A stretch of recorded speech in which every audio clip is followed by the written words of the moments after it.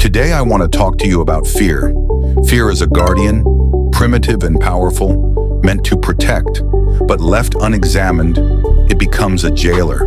It closes doors, dims the soul, and steals from us the sacred joy of becoming. And I want you to know, fear isn't weakness. It's a signal, a whisper from the soul that something important is near.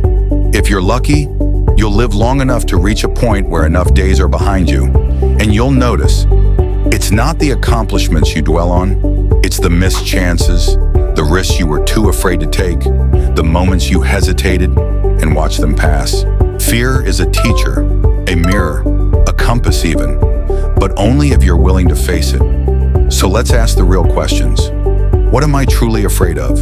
Is it failure, embarrassment, disappointment, the laughter of others? Or is it the possibility that I might actually become who I'm meant to be?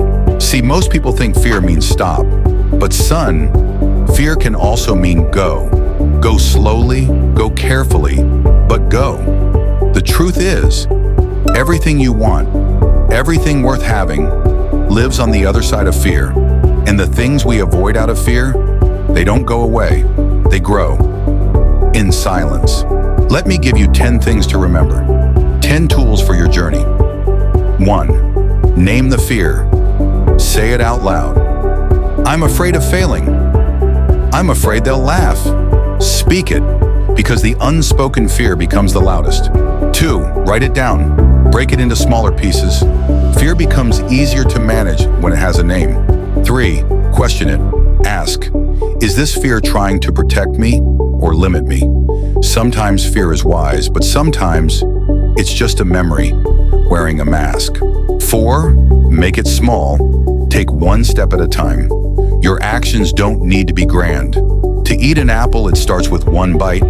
No one cares how big the first bite was. Forget the 10 steps. Just take one. That's how big dreams are built. Not with fanfare, but with small, quiet acts of courage. 5. Don't get carried away by the hype of perfection. It's more important to start. Stay consistent. Learn from your missteps. Challenge yourself and ask questions. 6. Talk to someone. You're not meant to face fear alone. When we speak our fears, they lose their grip. When we share them, we find our strength. 7. Face it in pieces. Fear shrinks when you meet it in small doses. It's like working out a muscle. Do a little, rest, grow stronger. 8. Gather wins. Confidence comes from doing. You don't become fearless by waiting. You get confident by doing things while scared. Keep a fear journal. Every time you face something scary, write what happened, what you felt. Courage isn't loud. Sometimes it's just whispering to yourself. Try again tomorrow. 9. Accept failure. Don't run from falling. Learn how to fall with grace and rise with wisdom. Every stumble is a lesson. Every crack lets the light in. Reflect on your stumbles. They help you grow. 10. See yourself succeed before you even start. Your mind practices everything before your body does. Use that. Afraid of a presentation? Before bed, close your eyes. Picture yourself walking up, breathing calmly, speaking clearly. Athletes use visualization. You can too. If you can picture failure, you can picture success. Your mind is your training ground. You don't need to erase fear to move forward. You just need to stop letting it drive. Fear will visit you many times in life. Let it, welcome it, and then walk through it. Because the goal isn't to live without fear, it's to live with it and still move forward. You'll be all right, more than all right. You were made for this.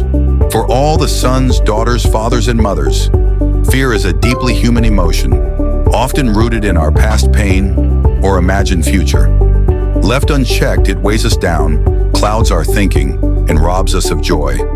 But fear can be managed with compassion, understanding, and small intentional steps.